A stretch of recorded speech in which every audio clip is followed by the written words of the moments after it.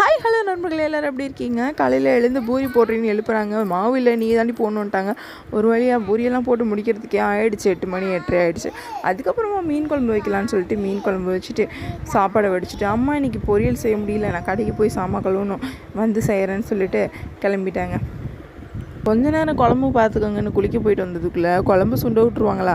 அதுக்கப்புறம் இறக்கி வச்சுட்டு கடைக்கு போயிட்டாங்க. இருக்கிற சாமான் செட்டில் கழுவி போட்டுட்டு வீட்டுக்கு வந்தால் எனக்கு முன்னாடி என் பொண்ணு என் மாமியார் உட்காந்து சாப்பிட்டுட்ருக்காங்க.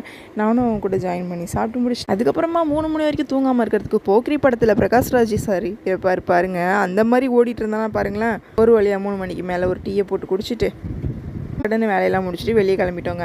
வெளியே கிளம்பிட்டு ட்ரெஸ் எடுத்துகிட்டு எனக்கு ஐம்பொனில் நெக்லஸ் எடுத்து கொடுத்தா தான் வருவேன் அப்படின்னு சொல்லிட்டு ஒரு கடைகிட்ட உட்காந்துட்டேங்க.